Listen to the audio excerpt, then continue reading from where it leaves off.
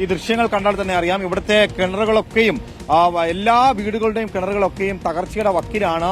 കാരണം കേവലം ഈ കടൽ ഇത്രയും രൂക്ഷമാകുമെന്നുള്ളൊരു പ്രതീക്ഷ ഒരിക്കലും തീരപ്രദേശത്തുള്ളവർക്ക് ഉണ്ടായിരുന്നില്ല. പക്ഷേ കഴിഞ്ഞ കുറെ നാളുകളായിട്ടുള്ള ഈ ഒരു കാലാവസ്ഥ വ്യതിയാനം പക്ഷേ തീരപ്രദേശത്ത് ഉയർന്ന തിരമാലയ്ക്ക് കടലാക്രമണത്തിനും ഉള്ള ഒരു സാധ്യത ഉണ്ടായിരുന്നു. അതാണ് ഇപ്പോൾ ഈ വലിയ വെളിയിലും അതുപോലെ തന്നെ വലിയ തുറ ഭാഗങ്ങളിലൊക്കെ ഉണ്ടാകുന്നത്. സമാനതകളില്ലാത്ത ഒരു സംഭവമായി ഇപ്പോൾ മാറുന്നു. കാരണം 100 മീറ്ററിലധികം വേരിയേറ്റം ഉണ്ടായിരിക്കുകയാണ്. ഇന്നിപ്പോൾ ഇനി ഒരു 11 മണി കഴിയുമ്പോഴേക്കും 11-12 മണി കഴിയുമ്പോഴേക്കും ഈ കാണുന്ന കാഴ്ചയായിരിക്കില്ല. ഇന്നലെ നമ്മൾ കണ്ട അതേ കാഴ്ചകളിലേക്ക് വീണ്ടും മാറും. ഇപ്പോൾ ഈ സ്ഥലത്തൊക്കെയും സിന്തറ്റിക് ജിയോ ബാഗുകൾ ഇട്ട് മണൽ നിറച്ചുള്ള ഒരു പ്രവർത്തനങ്ങൾ കഴിഞ്ഞ ദിവസം നടന്നു വന്നിരുന്നു. പക്ഷേ ഒട്ടും പ്രതീക്ഷയില്ലാതെ രാത്രിയായിരുന്നു, 2 ദിവസം മുൻപുള്ള ഒരു രാത്രിയായിരുന്നു ഇത്തരത്തിൽ വലിയ രീതിയിലൊരു വേരിയേറ്റം ഉണ്ടായത്.